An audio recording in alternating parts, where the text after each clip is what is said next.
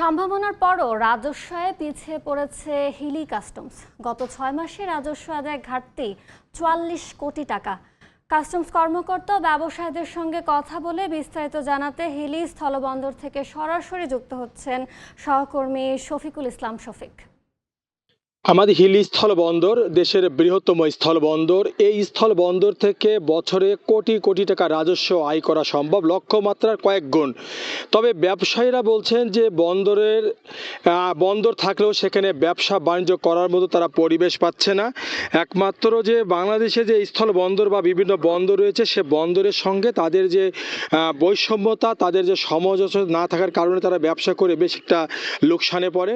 আর হিলি স্থলবন্দর দিয়ে বিশেষ করে এখানে খোল, ভুসি, ভুট্টা, চাল, এই ধরনের গোখাদ্য, এই ধরনের শুল্ক বা ট্যাক্স ফ্রি পণ্যগুলো বেশি আমদানি হয়ে থাকে। বন্দরের পর্যাপ্ত জায়গা আছে, যে জায়গাটা কিন্তু বর্তমানে স্থবিরতা বন্দরের, যেখানে ট্রাক শূন্যতা বলা যেতে পারে। পাইকারি এত বেলা, তারপরে কিন্তু পাইকারের ব্যবসায়ীরা কিন্তু এখানে নেই।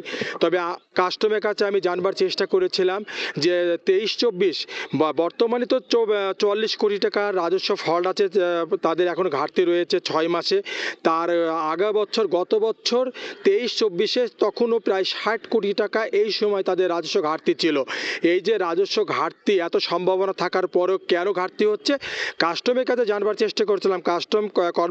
কাস্টমরা যেমন বলছেন যে ট্যাক্স ফ্রি পণ্য বেশি আমদানি হবার কারণে কিন্তু তাদের এই রাজস্ব ঘাটতি পড়েছে। তাছাড়া ব্যবসায়ীদের সাথে আমি কথা বলেছিলাম, ব্যবসায়ী থেকে জানবার চেষ্টা করেছিলাম এত সম্ভাবনা স্থলবন্দর, যেখানে বিগত সময় আমরা দেখেছি 10 সালের আগে যেখানে লক্ষ্যমাত্রা থেকেও বেশ 3-4 গুণ তারা রাজস্ব এখানে আসছে এবং লক্ষ্যমাত্রা থেকে ছাড়িয়ে গেছে। সেই সম্ভাবনা কেন আজকে ব্যবসা হচ্ছে না? ব্যবসায়ীরা বলছেন যে বিশেষ করে কাস্টমের কিছু নীতি বা কাস্টমের যে কিছু নীতি নৈতিকতা আছে, তাদের যে একটা বৈষম্যতা আছে, তাদের যে সহযোগিতা না করার কারণে কিন্তু আজকে আমদানিকারকরা হিলি স্থলবন্দর ছেড়ে বিভিন্ন স্থলবন্দরে তারা পাড়ি জমিয়েছে। হিলি স্থলবন্দর থেকে এতটুকু ছিল আমার কাছে সর্বশেষ। সরাসরি যুক্ত ছিলাম হিলি স্থলবন্দরে।